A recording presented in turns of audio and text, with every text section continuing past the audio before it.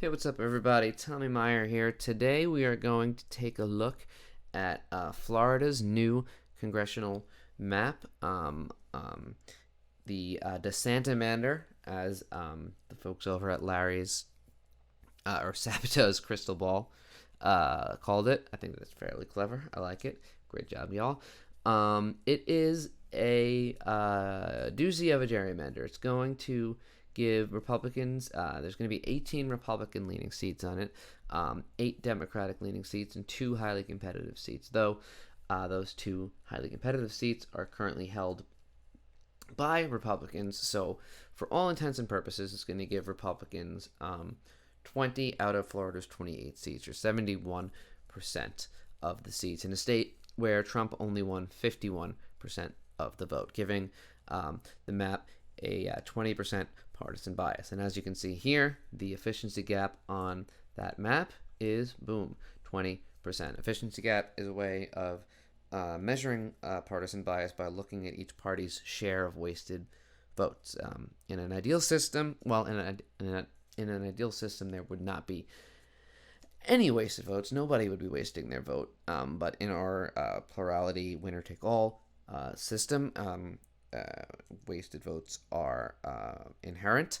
But in an ideal world, both parties would be wasting their votes at an equal rate. A wasted vote is considered, or a vote's considered wasted if it is for a losing candidate, or if it is above 50% for the winner. Essentially, if it doesn't contribute to whether or not that person wins. As you can see, the efficiency gap is going to measure the difference between each party's wasted votes. And you can see that Democratic voters are wasting their vote at a 20% higher rate than Republican voters, which means that essentially Florida's map is a gerrymander.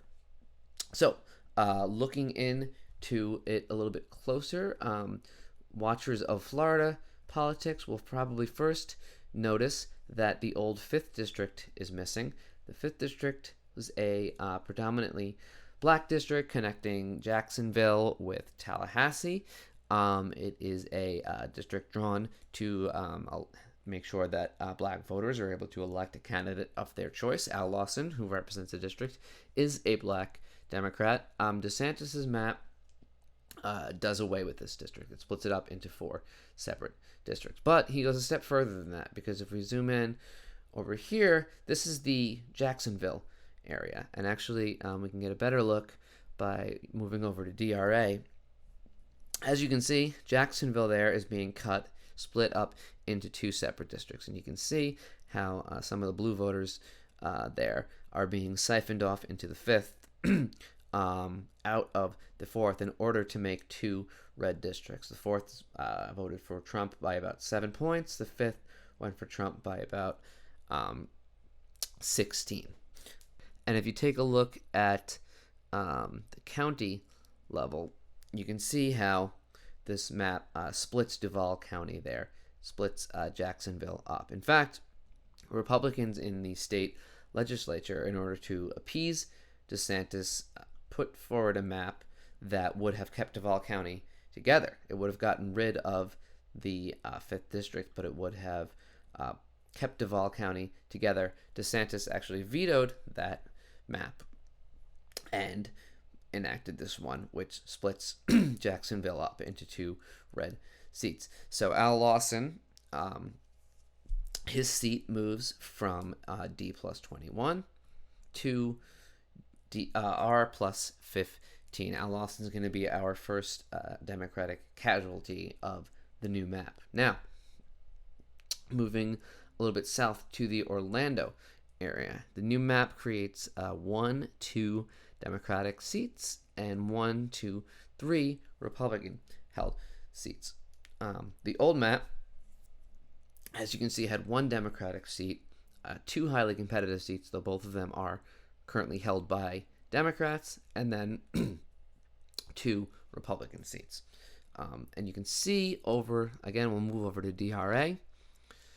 You can see as we head over there, let's get rid of these precinct lines. Let's put the district lines back in. Let's zoom out a little bit. You can kind of see here just how much we split the Orlando area up, being cut up into about 5 separate districts. So, what is the effect here? Well, essentially, Val Deming's district is not going to change all that much. It's going to be about the same. And Darren Soto is actually going to be doing pretty well. His district is going to go from a D+4 to a much safer D+16. But the casualty here is Stephanie Murphy. Her district goes from D+5 over to R+14, essentially ending Ms. Murphy's career. So the effect here, again, you have to kind of look at incumbents when you're looking at maps to figure out exactly what the intent and the effect was. Effect is that Stephanie Murphy is going to be our second casualty. Republicans are essentially ceding the 9th district, which is already held by a Democrat, in order to take the that 7th district away from Stephanie Murphy. Moving over to Tampa. Tampa is actually my favorite. Tampa is a really gorgeous gerrymander. First, let's take a look at the old map. Tampa, the Tampa area, that district is about D+12 on the old map. Then there's the 13th over here, which is a highly competitive district, R+1, currently held by a Democrat, Charlie Crist. Excuse me. The new map is going to move that 13th from that highly competitive R+1 over to R+12. And then Kathy Castor's district essentially doesn't change. It's going to get a little bit safer, but it's not going to really materially change anything. Moving over to DRA, we can see exactly how Republicans do it. Essentially, they're going to be splitting St. Petersburg there in half. You can see here how they siphon off those blue voters from St. Petersburg out of the 13th district, bring them into the 14th, where they're not needed because there's already enough voters to elect a Democrat, and it turns that 13th district from a highly competitive one into one that is a pretty safe Republican district. So Charlie Crist is going to be our third Democratic casualty. It's our third pickup for Republicans. And then zooming out, take a look at one more seat.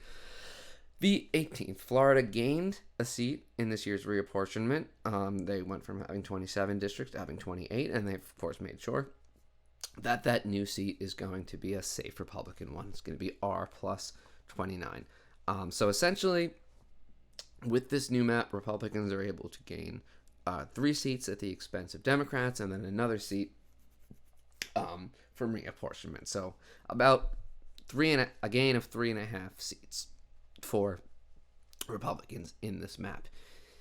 That is, if it stands, because Florida's Constitution fairly clearly states that no apportionment plan shall be drawn with the intent to favor or disfavor a political party or incumbent. As you can see, as we just talked about, this map seems pretty clearly drawn to disfavor Democrats and specific incumbents. And no map shall be drawn with the intent or result of denying or abridging the equal opportunity of racial minorities. The intent is, somewhat difficult to prove, but you can't argue with the result. A black majority district is being wiped off the map. And actually, The Guardian had a pretty good piece showing how black voters being split up by this map. The old 5th district was 46% black, currently represented by a black Democrat. It's being split up into 4 new districts. The second is 23% black, third 16%, the fourth 32%, and the fifth 13%. So essentially, black voters are having their power diluted by being split up into multiple districts. And in fact, with that district pulled off the map, there are now only 2 predominantly black districts in the state of Florida, 2 out of 28, despite the fact that about 17% of the population there is black. So, will this stand? We don't exactly know. Their Florida Supreme Court is one of the most conservative in the country. So, despite the fact that this map seems to very clearly violate Florida's constitution, there's no guarantee that the court is going to enforce it. Though, as we saw in New York this week, New York's Court of Appeals were 7 judges elected or appointed by Democrats. Their Court of Appeals struck down the Democratic gerrymander.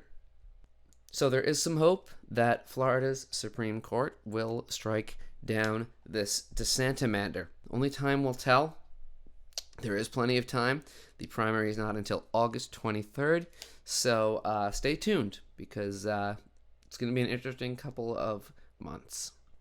Thanks so much for watching. If you like what you see, please subscribe to my channel or tell someone about my videos.